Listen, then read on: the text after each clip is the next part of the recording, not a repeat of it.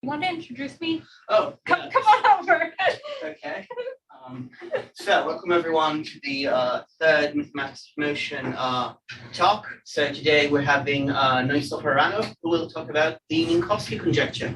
Okay, hi everybody. So I'll do this partially sitting down since I have a presentation here. So Minkowski's conjecture, it's something that comes from geometry of numbers. So this is actually going to be a motivation for homogeneous dynamics from a view of geometry of numbers in a way. So firstly, let's understand what are the things at play. So we have our group, which is SLNR, and we're going to have a lattice in the group, which is SLNZ. Now let's take G to be, so this is G and this is gamma, and let's take X to be G mod gamma, that's the quotient group. So G acts on X with a left action, which is simply just translating the lattice by G. Now we can identify, I said lattice, but I didn't really say yet that this is a space of lattices. We can identify this with a space of unimodular lattices in the following manner. Instead of taking G times gamma, which is a coset of SLNZ, we can look at the action of G on Zn. Now we're going to denote this space by Xn. So now I said that we're talking about Minkowski's conjecture. It's a conjecture regarding a covering radius of lattices, which I will describe in a bit. I will first explain it in a slightly weird way, and then after that we'll see why it's a covering radius. So given an X and Xn, we define the Minkowski function of X as mu of X is going to be this very strange thing. It's a supremum on all the V and Rn over the infimum of all the U in X, where X is the lattice, so it's the infimum on all the lattice points of the product of the differences of the coordinates. So this may look like a very strange algebraic expression, but actually it has geometric meaning. And also the Minkowski spectrum, we will say that the spectrum is simply the set of values that mu can obtain on Xn. So firstly, let's try to understand a few quick properties of mu. So the first property of this algebraic function is that it's obviously non-negative for every x, because this is an absolute value here. Moreover, one can compute that mu of Zn, which we will call the standard lattice, is simply 2 to the minus n. And this is something that can be seen easily by taking, for example, v to be the vector half, half, half, half, half, and to take u to be 0.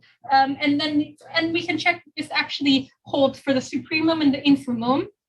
Moreover, this is where the homogeneous dynamics comes in. Mu is invariant under the diagonal group, which is the group of matrices A that are diagonal, and that the product of the coordinates is 1.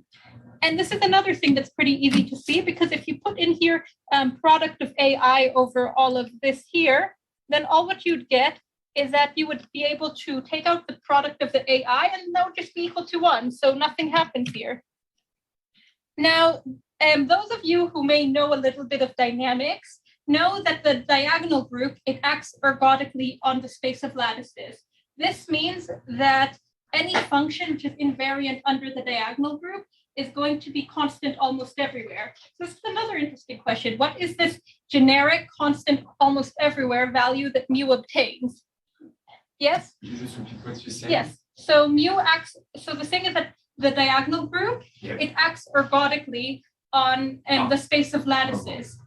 And therefore, just by a straight definition, then this would mean that mu, since mu is invariant under this as a function, then it has to be constant almost everywhere. Now, another thing that we find is that mu is semi-upper continuous, which means that if we have some lattices xk which converge to a lattice x, then the limit points of mu of xk can be at most mu of x. So these two properties together, I won't get into this, but this could actually be a topic for an entire other talk, imply that along with, so these properties, that is property 3, property 4, and also that A is, that this is an A invariant function, all this implies that the generic value of mu must be the minimal value. So if you just figure out the minimum, then that's how you can find the generic value. This was something that was proven that I will not talk about today, actually, though it's very interesting, in a paper in 2011 by Uri Shapira, that the minimum value is 0. And this is a generic value. This was done using dynamical methods and actually using a very famous theorem that arose from geometry of numbers as well, which is Ratner's theorems. And that came from Oppenheim's conjecture. And today we'll talk about another way that that homogeneous dynamics arises from geometry of numbers in a slightly less popularized way. Those of you who want to know about Ratner's theorems, there's many talks about this online, but this is a little bit more of a niche subject that I will explain. So I said that we had this weird algebraic expression for mu, and let's talk about the geometric interpretation of it. So geometrically, let's first define a function n of v for any v in Rn to be the product of the coordinates in absolute value. So now mu of x, notice that it's the supremum on all the v of the infimum on all the u and x of n of v minus u. And in this way, we can interpret mu as a covering radius of x with respect to this function n. Sorry, this should be n, not mu. That is, mu is the infimal R such that if we cover x with the shape n of v is less than or equal to r, then we get Rn. Maybe I will show this on the board real fast. So the idea is this: we want to show why this here holds. The way that we can do this is we say, let's take some v in Rn. So we know that there is going to be some u in Rn by definition, such that the distance between v minus u is going to be less than or equal to mu of x. So we can write v to be equal to, this is not just u in Rn, u is going to be in x. So v is going to be this u plus v minus u, and this here is going to be in x, and this here is going to be in the shape of nw, let's say, is less than or equal to mu of x. And this is n of this thing. So that's one way to view this. It's a pretty nice idea. And that's how we can get this geometric interpretation. But it's geometric, so we still want to draw it. The way we can view it is in the following manner. Take this green shape here and take these pink dots. So assuming that this green shape is going to be this is a shape, let's say n of v is less than or equal to mu of x, and then these are the pink dots, which are the lattice points. So if we move this green shape along these pink dots, and we just take a union of this over everything, then we will eventually cover all of Rn. That's the one way to interpret, that's a way to look at this geometrically, and that's why this has value to us. So now we can talk about, yes? What you said is the interior of the green lines is a hole for this n. It's basically the interior of this green lines. Do you agree that this function here, this is a function, let's say n of v is equal to something, right? So if you take the interior of it, it's all of the v such that n of v is less than that something. And like this n, where does it come from? Oh, the n is simply the function of the product of the coordinates. Okay. In absolute value, of course. So now we can state Minkowski's conjecture, which refers to the covering radius, the maximal covering radius. And this says that for every x in xn, firstly, the maximal covering radius is less than or equal to 2 to the minus n. And secondly, mu of xn is equal to 2 to the minus n if and only if x belongs to the a orbit of zn. So let's understand why the second part may make sense, kind of, considering the first part. So recall that 2 to the minus n is mu of zn, for those of you who did calculate it. And then, of course, so this would say mu of zn, and then since this is a invariant, then at least if x is in azn, then of course mu of x would be equal to 2 to the minus n. The question is if the other implication holds. And this is another interesting question. So now let's try to understand the geometric version of part 1 of Minkowski's conjecture. And we'll also talk about part 2 shortly in the end. So the part 1, we can view it in the following manner. For every x in Xn, x plus a set of vectors such that nv is less than or equal to 2 to the minus n, this covers everything. That's what Minkowski's conjecture says. That no matter which lattice you bring me, take this shape that we had earlier with r to be 2 to the minus n, and then we will always cover, no matter which lattice we have. And moreover, the second part says that 2 to the minus n is the minimal value. That is, I cannot make the shape any smaller if and only if our lattice was originally on the A orbit of Zn. So now let's understand a proof strategy. There's a reason why. Sorry, excuse me. Yes? I have a question, yes. So what is the capital A here? Oh, A is the diagonal group. It's the group of all the matrices in SLDR that are SLNR, which are diagonal. That is the product of the diagonal elements is 1. Okay, thank you. No problem. And N of V was the product of the coordinates, yes. N of V was the product of VI. and XN. Xn was the space of lattices. Okay, sorry, it is a lot of symbols. I sometimes do not realize that. So now let's try to understand the proof strategy of Minkowski's conjecture. This is currently just a strategy, and there are some parts of it which are incomplete, and that's why it's still a conjecture. So the first part of the strategy, we're going to use something very easy, which is the arithmetic mean geometric mean inequality. So the arithmetic mean geometric mean inequality states the following, that if you take the product of the coordinates and you take it to the power of 1 over n, this is just this, then we have this inequality here. Now, if we use Cauchy-Schwarz on the right-hand side, then we can obtain this here. That is that n of v to the power of 1 over n is less than or equal to the square root of n divided by n times the norm of v, where this is the Euclidean norm. This is just by taking this inequality here and applying Cauchy-Schwarz.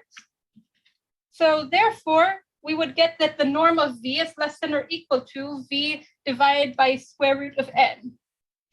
So let's try to understand how we can interpret this problem differently. So notice that if v is less than or equal to square root of n divided by 2, then by the averages inequality lit earlier, n of v is less than or equal to 2 to the minus n. Therefore, if we assume that we take the ball of radius square root n divided by 2 around 0, and then we can move it along lattice points of x, and this covers everything, then x must satisfy Minkowski's conjecture, at least part 1 of Minkowski's conjecture. So it's nice to visualize this strategy. A visualization of this is that now we say we want to show that the green shape, if we move it along lattice points, we cover everything. But if by chance the blue shape, this blue circle here, covers everything when we move it along lattice points, and of course the green shape will cover everything when moved along lattice points. So now let's try to use some properties of the diagonal group to understand this better. So firstly, let's take the inequality that we had here, and let's understand what happens when we multiply both sides by a. So if we multiply both sides by a, recall that this here is a invariant, because the function n is a invariant. Rn, it should be Rn, is also clearly a invariant, because a acts transitively. And also, so the only thing that changes is this x. That is, we get that ax plus this thing is going to be equal to Rd. Therefore, our conclusion from this simple calculation is that it suffices to find some element y, which is in the a orbit of x, that satisfies Minkowski's conjecture, so that x will satisfy Minkowski's conjecture. So that's the idea of it. Now, let's summarize everything that we said into a strategy. So firstly, our first part of the strategy is we would like to find some nice set of lattices, let's call it y in Xn, that such that for each x and y, for example, it would satisfy Minkowski's conjecture. Or maybe we would like something stronger. That is, it satisfies this covering claim with balls, that you can tile the entire plane with the lattice and this ball, that you can cover it. Okay, so clearly if it covers it, if it satisfies this, then every x and y would satisfy Minkowski's conjecture. Now, if we could prove that for every x and xn, every lattice its A orbit would intersect y, then we would get that by A invariance of mu, every x in xn would satisfy Minkowski's conjecture. This is a very nice idea. There's one big flaw with it. We have no candidates for y at the moment. But there are actually some smart ways to consider which candidate we can choose for y. So the first thing we notice is that these guys here, this is a set that's compact in the space of lattices. And therefore, it may be natural to consider sets of lattices that are compact. I didn't yet explain what this means.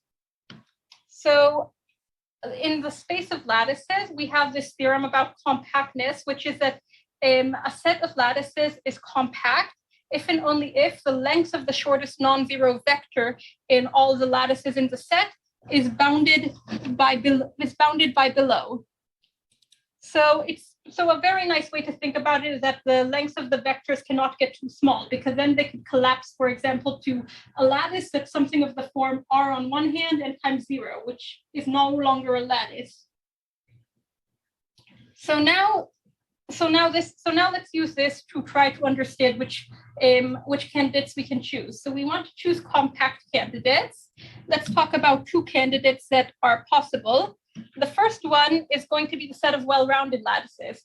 It's a very easy geometric idea, which is a lattice is well-rounded if it has a basis of vectors that are all of equal lengths. Can someone give me an example of a well-rounded lattice?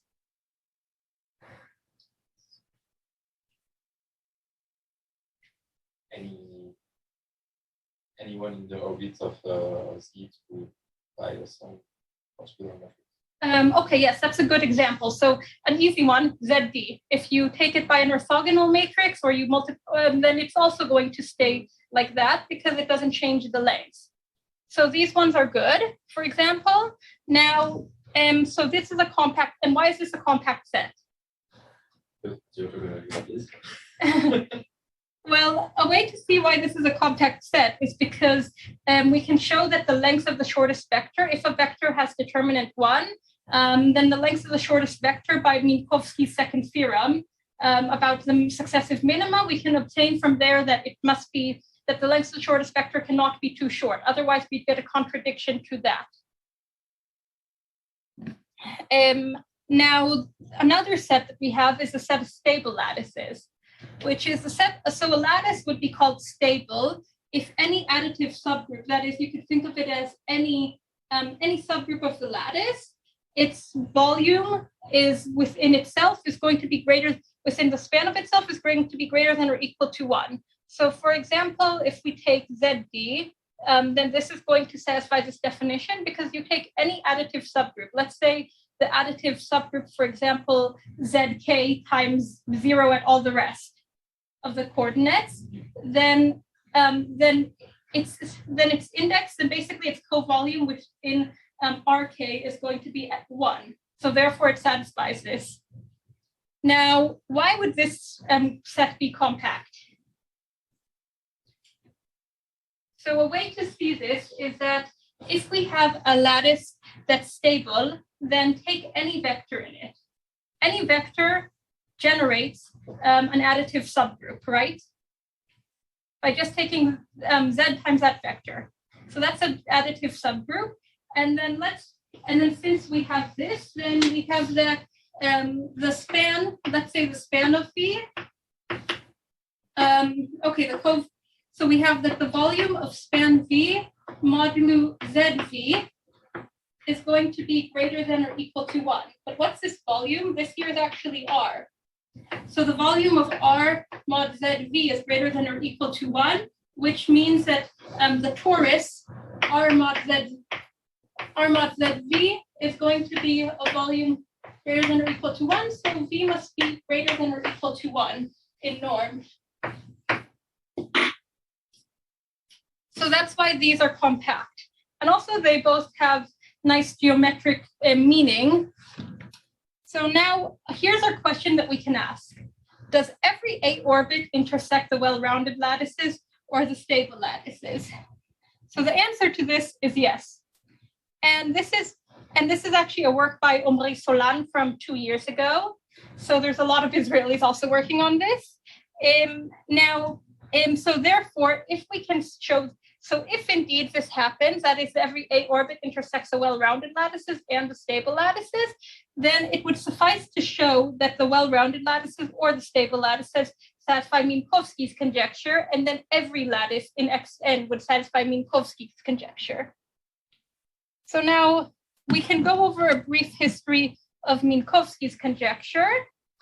So firstly, let's understand how people use this proof strategy in many ways, at least for lower dimensions first. So for lower dimensions, it turns out that this is true up to dimension 9. And this was proved by many people like Minkowski, Dyson, Rimac, and Skubenko. And this was, and the way that they did it was that they showed that every lattice that intersects, that every A orbit intersects the well-rounded lattices, and that the well-rounded lattices satisfy Minkowski's conjecture for these low dimensions. But also, if somebody tries to read these papers and they are not written in this type of language, rather they're written in a very difficult language to read.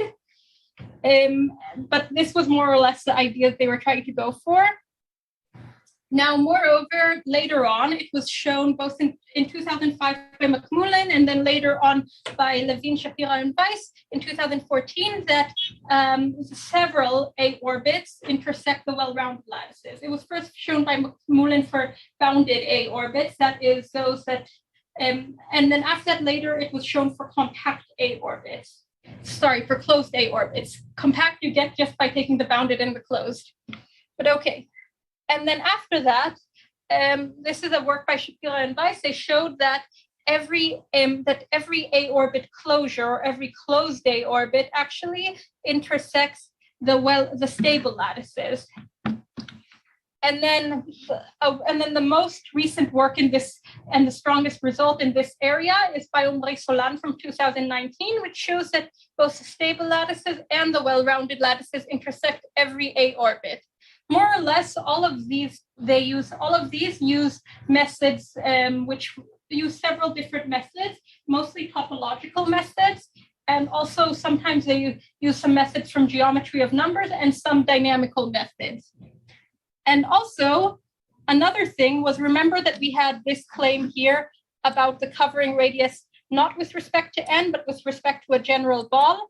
So as it turns out, the well-rounded lattices do not have this covering radius. That is, you could find in high enough dimension, if I remember correctly, it was like 30 or above, you could find well-rounded lattices that you cannot, that their covering radius with respect to the Euclidean norm is larger than square root n over 2. And this is a work by Regev, Shapira, and Weiss from 2017. But this does not say that they do not satisfy Minkowski's conjecture, because Minkowski's conjecture is a slightly weaker claim than this claim. So now I think that this is a good time to take a quick break. And then after that, I will go to part 2, which there I will talk about both how one of these claims was proved. I think it was, I'll show this claim here, this one, sorry, yeah, this one. And also I will talk a little bit about at the end about some of the dynamical questions that arise from the second part of Minkowski's conjecture. So I guess we can take a quick break for now. Are there any questions in the meantime?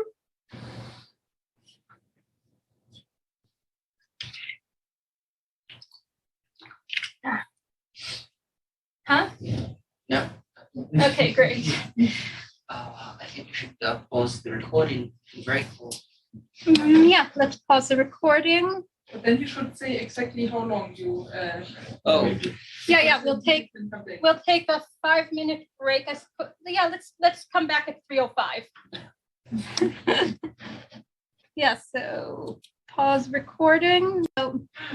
Okay, great. So now I'm just double checking that the recording is resumed. Wonderful. Okay, so now that we have a little bit of a history of Minkowski's conjecture, then we will prove actually the claim in LSW, which says the following, that every A orbit intersects the well-rounded lattices, and that is considering the closed A orbits. If all the closed A orbits, they intersect them. So let's first recall a different way of looking at well-roundedness. For any x and xn, let's define L of x to be the minimum, the shortest non-zero vector in x. So x is well-rounded if and only if it contains n linearly independent vectors of length Lx. Now let's try to understand something different, which is not as strict as well-rounded, but let's say almost being well-rounded. So for delta greater than 0 and x and xn, we'll first define the subspace v delta x to be all of the v's such that the norm of v is less than or equal to 1 plus delta times the length of the shortest vector. That is, it's not the length of the shortest vector, it's slightly longer, but not by much. And also, let's define the dim delta of x to be the dimension of v delta of x. So now we could say that a lattice is almost well-rounded if dim delta of x is equal to n, or you could say it's even delta almost well-rounded. Yes? It's not clear for me why this inequality, why it's not always of constant interior, and so why the span is not always Why is it everything. not always everything? Yeah, because Okay. I make a sensation that it's of endowment interior for the no. Okay, but I so think it's not. no, it's not always I- everything. Let's just take I a don't simple have the example. intuition, yeah. Let's take a simple example. Take, for example, the lattice, which is formed by the vectors, let's say 2e1 and half e2. So what's the length of the shortest vector? The length of the shortest vector is half, right? Yeah. But now, what if you take delta to be 1/4? So then this v delta would be all of the vectors that their length is at most 3/4. But this would be of dimension 1 because it would not contain e1 at all. Yeah, because it's the vector in the lattice. Yes, exactly. It's the vectors in the Thanks. lattice, no problem.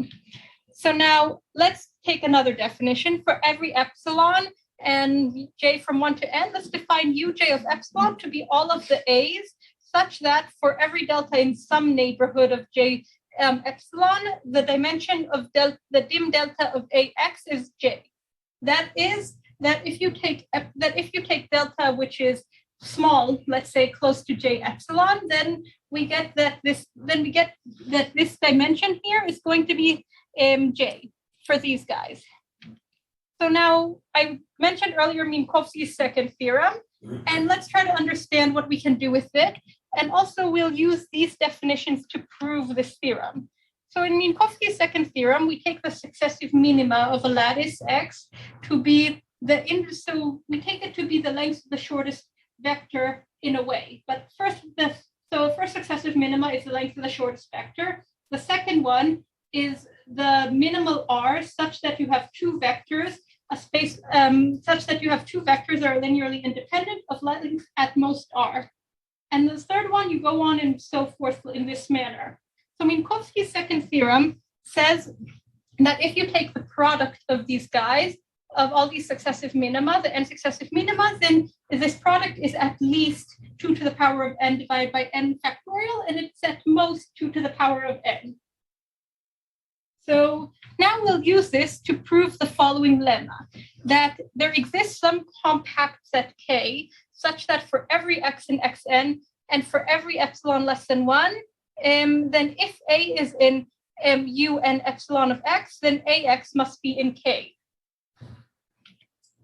So let's try to maybe, I see that you guys are a little confused, so let's try to figure out what this means. This means that you take some vector here in u and epsilon of x.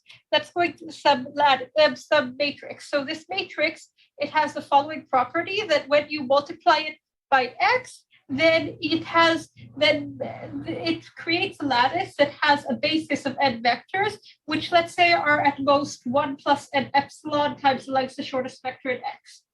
So if you take this A and you multiply it by x, it will always, no matter what, be in some fixed compact set regardless of A, and regardless of A, regardless of x, and regardless of epsilon. So let's understand how we figure this out. The way that we do it is first use the definition. A is in un epsilon of x, so it has n linearly independent vectors of length at most this much. This here I could put n epsilon, but I decided to use epsilon less than 1, so I can put n instead of that. And therefore, we obtain that the successive, so here we have this successive minima thing. So this is just Minkowski's second theorem, right?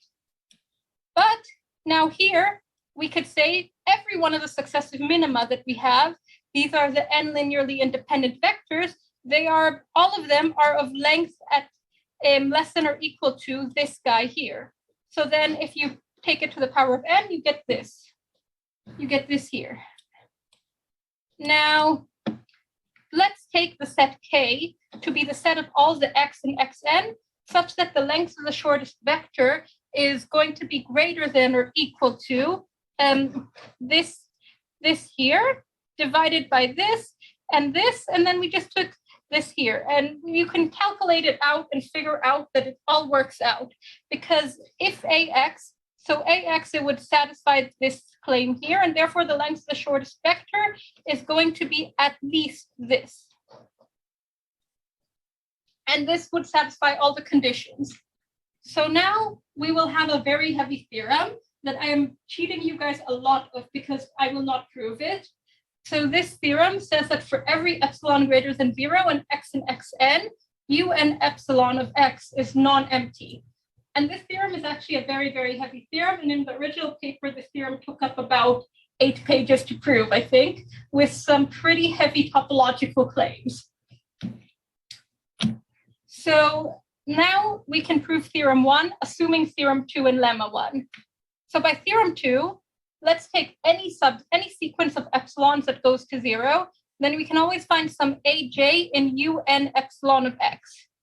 So therefore, for every j that we choose, we can find some vectors v1 to vn, and let's label them with an upper index j, such that are linearly independent, and that if we take aj times vij, then this would belong to, then since aj is in un epsilon jx, then this would satisfy this inequality. That's simply the definition of how we define un epsilon j. And also, another thing that can be shown that I won't show right now is that the angles between aj, vij are all bounded by below. That is, they cannot get too close to each other, and then that could ruin linear independence. So now let's use lemma 1. Lemma 1 says that there is a compact set K such that AJX is going to belong to K. Now, therefore, remember that K is compact and AJX is some sequence of things in K. Therefore, we can find some AJX by going to a subsequence. For example, it would converge to some X0, which belongs to K. Now, in the same way, by taking subsequences with some type of diagonalization claim, then we could obtain that AJ, Vij would all converge to some vector Vi in X0. And also, we could show that, and there's a bit of work to be done here, but this is the main idea, that we could show that Vi are all linearly independent, and also we could use the continuity of the length function L of x on sequences. One can kind of see that if you change a lattice by a little bit, then the length of the shortest vector changes by a little bit, for example, to show that Vi's are all going to be less than or equal to L of x0. But wait, on the other hand, all these Vi's are in x0, and therefore Vi's, their lengths must be greater than or equal to L of x0, and therefore it must be equal to the length of the shortest vector in x0. So all of these are shortest vectors in x0, which says exactly that x0 is well-rounded. Are there questions about this claim? So a lot of this is actually done with some topological or geometric claims. As you can see, this is a very recurring theme in all this. Now, let's talk about the second part of Minkowski's conjecture in short. So this here actually is where a lot of the dynamics comes in. So the second part says that mu of x is equal to 2 to the power of n, if and only if x is a part of the A orbit of Zn. Now, one thing that you could ask is, maybe I don't know how to prove this, but can I prove something nicer, like that I can find sequences of lattices that converge to 2 to the power of minus n, that mu of them converge there, but that maybe we don't know anything about the limit point. So as it turns out, we can. This is a claim by Castles from 1952. And this was done with a lot of geometry of numbers, and he showed that there exists a sequence not just of lattices xn, rather lattices with compact A orbits xn, such that mu of xn converges to 2 to the minus n. In a way, this would be surprising, because clearly if xn has a compact A orbit, then it cannot be part of AZN, because AZN is clearly not compact. So it would show that you have this type of claim. Now, why is AZN not compact? It's not compact because you could, for example, take a diagonal matrix that takes one vector to be very, very short and the others to be long. And that's how you could make it in that way. Yes? So that's an example of point whose A orbit is compact. Yes, actually, yes, that's an excellent question. So actually there is a claim, this is from Dirichlet's unit theorem, which shows that a point has a compact A orbit if and only if it arises from a geometric, basically, what is it called again? From a field embedding, from a totally real field embedding. Think of it like this, you have the field embedding, and then you have the geometric embedding. You take some field over Q that has degree n, and all of its embeddings go to R. So now the lattice that you'll take will have to be of the form. Okay, great. I have this here. So you can take any lattice which is going. So then you take this. Let's say you have a field K, which is over Q, and you have sigma 1 up to sigma n, which take K to R. Then you can look at, then everything would have to be of the following form. Let's say that you have a basis here for K, which is of the form 1 alpha 1 up to alpha n minus 1. Then this here would be sigma 1 of 1 up to sigma n of 1. And then up to here, you'd have sigma 1 of alpha 1 up to sigma n of alpha 1, and so on and so forth, up to sigma n minus 1, sigma n of alpha n minus 1. And then here, sigma n of, this is sigma 1, yes, and sigma n of alpha n minus 1. And all of this, you take it times Zn. Okay. So turns out that not only is this a compact, this has a compact A orbit, every compact A orbit must be something of this, must arise in such a way, or not necessarily be exactly this, but for example, be a full module of such a field. So it arises from full modules of totally real fields. No problem. So now this comes to a dynamical question, which is escape of mass. So it turns out that the lattices that Castles constructed, they exhibit escape of mass.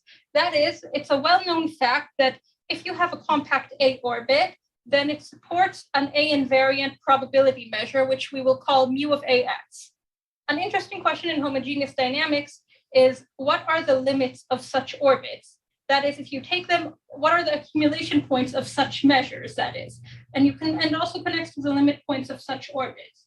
So actually the accumulation points of all these measures, as it turns out, must be 0, which if we go back to what Castles said here, it would be like saying, if we know that mu of xn converges to mu of zn, Now, it's like saying that we take these probability measures supported on these A orbits and saying that they converge to a probability measure supported on the orbit AZN. But the only such probability measure, since AZN is divergent, is the zero measure. So that's a way to look at it.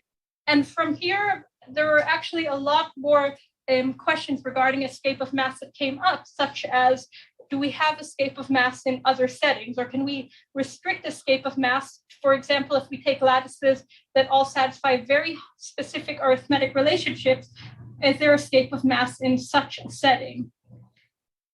And also another question is, can we do this over different fields?